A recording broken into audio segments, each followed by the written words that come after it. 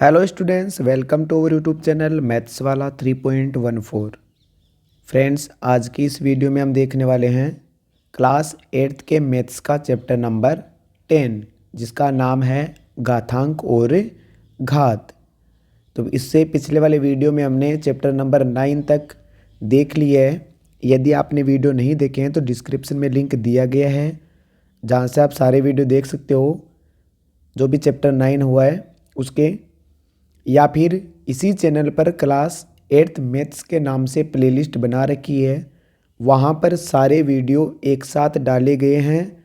आप वहाँ जाकर कोई भी आपका वीडियो या कोई चैप्टर रह गया हो तो आप अपना टॉपिक कवर कर सकते हो। साथ ही यदि आप इस चैनल पर नए हो तो वीडियो को लाइक करें, चैनल को सब्सक्राइब करें और अपने दोस्तों के साथ शेयर करें। तो आगे चलते हैं हम अब घातांक और घात, एक नया टॉपिक स्टार्ट कर रहे हैं। तो सबसे पहले हम इसके बेसिक थोड़ी सी जानकारी ले लेते हैं। वैसे तो घातांक और घात में कोई ज़्यादा बेसिक जानकारी नहीं है, फिर भी हम एक बार, चैप्टर के नाम ही है घातांक और घात, तो कम से कम इसके बारे में तो हम जानकारी एक बार ले लेते हैं। एक तो घातांक और एक घात। तो सबसे पहले तो हम देखते हैं घात किसे कहते हैं। तो घात क्या है? एक गणितीय संक्रिया है जिसमें किसी संख्या को लगातार अपने से दो या अधिक बार क्या किया जाता है? गुणा किया जाता है। जितने बार गुणा किया जाता है वह संख्या उस संख्या का क्या कहलाता है? घात कहलाता है। एग्जाम में या कहीं पर भी हमसे घात के बारे में डेफिनेशन नहीं पूछेगा, लेकिन हमें एक छोटी सी जानकारी होना ज़रूरी है। अब हम एक बार समझते हैं। जैसे मैंने किसी संख्या को लिया 2, 2, 2, 2। 2 को कितनी बार लिया है? 4 बार। अब मैं 2 को 4 बार लेकर यदि गुणा करूंगा तो 2 एकम 2, 2 दूनी 4, 4 एकम 4, 4 दूनी 8 और 8 एकम 8, 8 दूनी 16 आएगा। तो मैं 2 को कितनी बार लिख रहा हूँ? 4 बार लिखकर गुणा कर रहा हूँ।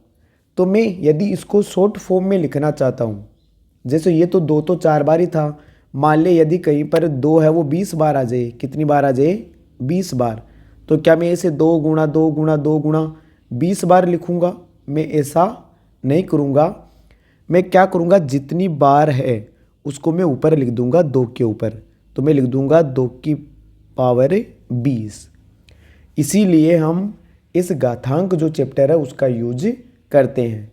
किसी संख्या को शॉर्ट फॉर्म में लिखने के लिए हम घातांक जैसे शब्द का प्रयोग करते हैं। तो जैसे यहाँ 2 4 बार है, इसलिए मैंने लिख दिया 2 की पावर 4 बराबर 2 की पावर 4 कितना होगा? 16। आंसर वहीं 16 आना है, लेकिन जहाँ मैं 2 को 4 बार लिख रहा था मैंने 2 की पावर 4 सीधा ही लिख दिया। एक ही वर्ड में मेरा काम हो गया। तो इसलिए शॉर्ट फॉर्म में लिखने के लिए हम घात शब्द का प्रयोग करते हैं। और करें जैसे 3 गुणा 3 गुणा 3, ये 3 है वो कितनी बार है? 3 बार है, तो मैं इसको क्या लिखूंगा? 3 की पावर 3, और 3 की पावर 3 का मतलब कितना होता है? 27। अब गुणा करो 3 की पावर 3, 9, 9 × 27। तो इस प्रकार जितनी बार संख्या आ रही है उसको ऊपर लिखते ही वो घात रूप में बन जाता है। अब एक आता है घातांक। वैसे तो दोनों ही सिमिलर वर्ड से लग रहे हैं और हमें इनके बारे में ज़्यादा कुछ सोचना भी नहीं है। जैसे घातांक किसे कहते हैं? किसी वास्तविक संख्या को उसी संख्या से जितनी बार गुणा किया जाता है। किसी संख्या को उसी संख्या से जितनी बार गुणा किया जाता है उसे क्या कहा जाता है? घातांक कहा जाता है। जैसे 4 गुणा 4 गुणा 4 गुणा 4 को कितनी बार लिया जा रहा है? n बार। तो इसी के ऊपर मैं 4 की पावर क्या लगा दूंगा? n। यदि 4 5 बार है तो मैं लिख दूंगा 4 की पावर 5। यदि 4 8 बार है तो मैं लिख दूंगा 4 की पावर 8। तो दोनों में कोई अंतर नहीं है, लेकिन हमें एक छोटी सी जानकारी होना ज़रूरी है कि जैसे ये 4 की पावर 3 है, ये 4 की पावर n है, इसमें n को तो कहा जाता है, रियल में कहा जाता है घातांक। n को तो क्या कहा जाता है? घातांक कहा जाता है। और जो नीचे वाले 4 है इसको कहा जाता है आधार। क्या कहा जाता है? आधार। और इस पूरे वर्ड को जो हम पढ़ते हैं 4 की घात n, इसको कहा जाता है घात। इसको क्या कहा जाता है? घात कहा जाता है। तो बस एक छोटी सी हमें ये जानकारी लेनी है। बाकी हम घातांक शब्द का प्रयोग नहीं करते हैं, घातांक की जगह भी हम घात का ही प्रयोग करते हैं। यदि दैनिक जीवन चक्र या इस दैनिक जो हमारी स्कूल टाइम है उसमें हम जितना भी पढ़ने का समय है, जब भी घात आएगा हमारे पास, हम उसको घातांक नहीं पढ़ेंगे, हम केवल उसको घात ही पढ़ते हैं। तो आपको ज़्यादा ध्यान नहीं देना है घातांक पर। एक बस वर्ड पता होना चाहिए कि घात क्या है और घातांक क्या है। ऊपर वाला जो लगा हुआ है, जैसे अभी मैंने यहाँ पर बताया, ये n तो कहलाता है घातांक, जो नीचे 4 है उसको कहा जाता है आधार, और इस पूरे वर्ड को बोला जाता है घात। अब हम बात करते हैं जो हमारे लिए इम्पोर्टेंट है। अब तक कोई इम्पोर्टेंट नहीं था, अब सबसे इम्पोर्टेंट है हमारे लिए घातांक के नियम, या फिर घात के नियम बोलो, एक ही बात है, क्योंकि हम घातांक की जगह घात वर्ड का प्रयोग करते हैं। वीडियो अच्छा लगा तो वीडियो को लाइक करें, चैनल को सब्सक्राइब करें, ताकि आने वाले वीडियोज़ का नोटिफिकेशन आपको मिल सके। अब देखिए नियम नंबर फर्स्ट। सबसे पहले देख लेते हैं नियम नंबर फर्स्ट।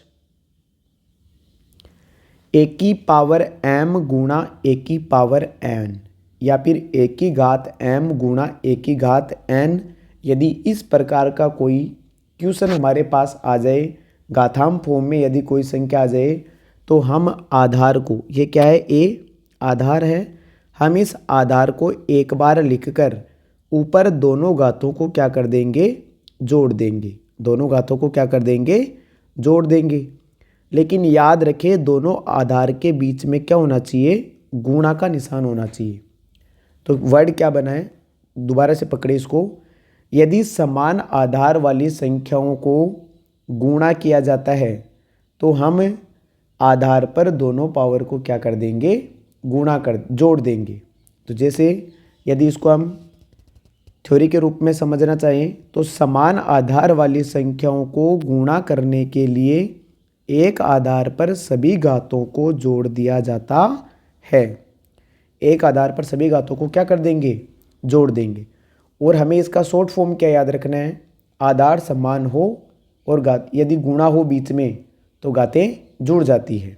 आधार समान हो और बीच में गुणा हो तो घातें जुड़ जाती है, बस ये ध्यान रखना हमें। जैसे हम यदि एक एग्जाम्पल लें, जैसे 2 की पावर 3 गुणा 2 की पावर 1, तो यदि मैं इसको लिखूंगा तो मैं इसको लिखूंगा 2 की पावर 3 प्लस 1, क्योंकि दोनों का आधार समान है। आधार समान है तो दोनों घातें आपस में क्या हो जाएगी, जुड़ जाएगी, और मेरा आंसर आ जाएगा 2 की पावर 4।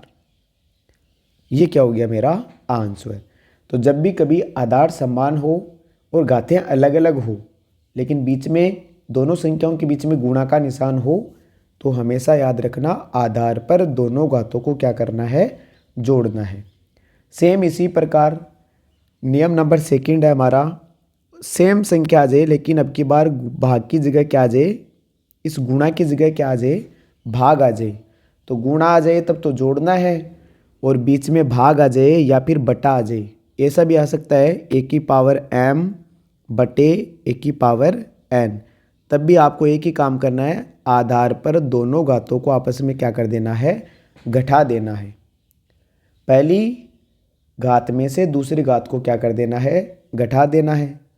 यदि इसको हम थ्योरी में रूप में लें तो समान आधार वाली संख्याओं का भाग करने के लिए एक आधार पर सभी घातों को घटा दिया जाता है। यदि 2 घातें हैं तो दोनों को आपस में घटा देंगे, और 3 है तो तीनों को आपस में क्या कर देंगे, घटा देंगे, बीच में माइनस का सिंबल लगाते हुए। जैसे हम एक एग्जाम्पल लें, जैसे 5 की पावर 3 भाग 5 की पावर 2, तो इसका आंसर क्या लिखेंगे हम, 5 की पावर 3 माइनस 2, और 3 माइनस 2 कितना हो जाएगा, 1, तो इसका आंसर आ जाएगा 5 की पावर 1। तो इस प्रकार हमें यदि गुणा है बीच में तब तो जोड़ना है घातों को, और यदि बीच में भाग आ जाए तब घातों को क्या करना है, घटाना है। आगे देखते हैं हम नियम नंबर थर्ड। ए की घात m की होल घात n, यदि बीच में कोष्टक लगा हुआ है तो हम उसको होल घात बोलते हैं। क्या बोलते हैं, होल घात या होल पावर। अब हम इसको यदि शॉर्ट फॉर्म में बोले तो यदि घात के ऊपर घात हो तो दोनों घातें आपस में क्या हो जाती है, गुणा। लेकिन याद रखना बीच में क्या होना जरूरी है, कोष्टक। यदि कोष्टक नहीं होकर यदि इस प्रकार होगा तो याद रखना ये पहले m की पावर n हल होगा, उसके बाद में a हल होगा। जैसे मैं एक छोटा सा प्रश्न ले रहा हूँ 2 की पावर 2 की पावर 2, तब आप इसको 2 की पावर 4 नहीं लिख सकते। ये तो 2 की पावर 4 तो आ ही गया, बाकी एक तो दूसरा उदाहरण लेते हैं ये, क्योंकि ये तो समान आएगा। जैसे हमने लिया 2 की पावर 2 की पावर कितना ले लिया हमने, 3। अब यदि इसको हल करूँगा मैं तब तो आएगा 2 की पावर 3 होता है 8, तब तो 2 की पावर कितना आएगा, 8 आएगा। लेकिन यदि मैं इसी के ऊपर यदि कोष्टक लगा दूँ, क्या लगा दूँ, कोष्टक, तब इसका आंसर 2 की पावर कितना आएगा, 6 आएगा। तो हमारे सिलेबस में जो ये वाला मेथड है वो नहीं दे रखा है, केवल हमें कोष्टक वाले का ही ध्यान रखना है कि घात के ऊपर यदि घात हो और दोनों घातों के बीच में कोष्टक लगा हुआ हो तो दोनों घातें आपस में गुणा हो जाती है। तो इसका जो थ्योरेटिकल है वो क्या बना, घात के ऊपर घात हो तो दोनों घातें आपस में गुणा हो जाती है। जैसे हम एक एग्जाम्पल लें, अभी लिया था हमने एक एग्जाम्पल, 3 की पावर 5 की होल पावर 2 हो तो आपको कुछ नहीं करना है, 3 के ऊपर दोनों घातों को आपस में गुणा कर देना है तो आपका आंसर आ जाएगा 3 की पावर 10। 3 की पावर कितना आ जाएगा, 10 आ जाएगा। आगे देखते हैं हम नियम नंबर 4, a की घात m गुणा b की घात m। 1 नंबर और 4 नंबर में अंतर क्या है वो देखना। यहाँ पर आधार a है और यहाँ पर आधार b है, जबकि अब की बार जो घातें हैं वो दोनों क्या दे रखी है, समान दे रखी है। क्या दे रखी है, समान। तो याद रखना a की घात m गुणा b की घात m आ जाए, आधार अलग अलग हो लेकिन घातें क्या हो, समान हो, तो दोनों आधार आपस में गुणा हो जाते हैं और पावर को होल पावर के रूप में एक बार लगाना है। होल पावर के रूप में क्या लगाना है, एक बार। ये आपको 2-4 नियम यदि याद है तो आप पूरी प्रश्नावली को आराम से निकाल सकते हो। यदि हम इसको थ्योरेटिकल में ले तो क्या हो जाए, 2 अलग अलग आधार वाली संख्याएं जिनकी घात समान हो तब इनका गुणा दोनों संख्याओं को गुणा करके ऊपर घात एक बार लगा देते हैं। दोनों आधार को गुणा करके ऊपर घात है वो कितनी बार लगा देते हैं, एक बार। जैसे हम एग्जाम्पल के रूप में समझे तो 2 की पावर 2 गुणा 3 की पावर 2, आधार अलग अलग है जबकि घातें क्या है, दोनों की समान। तब आपको क्या करना है, दोनों आधार को गुणा करके ऊपर पावर कितनी बार लगा देना है, एक बार। तो ये हो जाएगा 3 दूनी 6 और 6 की पावर 2, तो आंसर आ जाएगा 6 की पावर 2। आगे देखते हैं नियम नंबर 5। नियम नंबर 5 है a की पावर 0, मतलब किसी भी संख्या की पावर यदि 0 है तो हमेशा आंसर कितना आएगा, 1 आएगा। फिक्स है, किसी भी संख्या की घात यदि 0 है तो उसका आंसर सदैव कितना होगा, 1 होगा। तो थ्योरेटिकल में क्या आ जाएगा, किसी भी संख्या की घात 0 हो तो इसका मान सदैव 1 होगा। एग्जाम्पल के रूप में जैसे 5 की पावर 0, तो 5 की पावर 0 का मान सदैव कितना होगा, 1। जैसे एक और आ जाए 2 की पावर 0 प्लस 3 की पावर 0। 2 की पावर 0 का मतलब हो गया 1 प्लस 3 की पावर 0 का मतलब भी कितना हो गया, 1। 1 और 1 कितना हो जाएगा, 2। आप गलती से 0 कभी भी मत लिख देना कि 1 की पावर 0 का मतलब 0 होता है, कभी भी 0 नहीं होता। आगे देखते हैं नियम नंबर 6, a की घात माइनस m। a की घात माइनस m। अब यदि कहीं पर आपको किसी संख्या की घात ऋणात्मक आ जाए तो आपको उसको क्या बना लेना है, धनात्मक बना लेना है। और धनात्मक बनेगी कैसे, आप उसको 1 के बटे में लिख दो। संख्या को किसके बटे में लिख दो, 1 के बटे में। तो a की पावर माइनस m को आप 1 बटे a की पावर m लिख सकते हो। जैसे ऋणात्मक घात को धनात्मक घात बनाने के लिए धनात्मक रूप को 1 के बटे में लिखते हैं। ऋणात्मक घात को धनात्मक बनाने के लिए उसके धनात्मक रूप को 1 के बटे में लिखा जाता है। जैसे एग्जाम्पल ले हम 2 की पावर -4, इसको मैं 1 बटे 2 की पावर +4 लिख सकता हूँ। यही प्रश्न यदि इस प्रकार आ जाए, एक नियम और है a बटे b की पावर -m, तब आप इसको क्या लिख सकते हो, b बटे a की पावर +m कर सकते हो आप। ये भी बड़ा ही नियम जो हमारे काम में आएगा लगभग, तो इसको आप नियम नंबर 7 दे लेना कि a बटे b की पावर यदि -m आ जाए तब हम उसको अंदर वाली जो भी संख्या है उसको पलट देंगे और पावर प्लस में लिख देंगे। और यदि सिंगल संख्या हो a, उसकी पावर यदि ऋणात्मक है तो हम उस संख्या को ही 1 के बटे में प्लस रूप में बना के लिख देंगे। तो बस ये थे घातांक के नियम। यदि आपको घातांक के नियम अच्छे से आते हैं तो आप पूरी प्रश्नावली को बड़े ही आसान से शब्दों में हल कर सकते हो और आसानी से समझ सकते हो। तो नेक्स्ट वीडियो में हम लेकर आएंगे प्रश्नावली 10.1।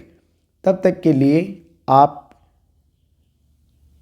इस वीडियो को यदि आपने और अच्छे से आप समझना चाहते हो तो एक बार रिवर्स करके वीडियो को अच्छे से देख लें, ताकि आपके कोई भी टॉपिक या जो भी इसमें टॉपिक है, एक घातांक क्या है, घातांक के नियम क्या है, घात क्या है, वो आप एक बार अच्छे से और समझ लें, ताकि आने वाले वीडियो में आप आसानी से सभी क्वेश्चन को कर सकें।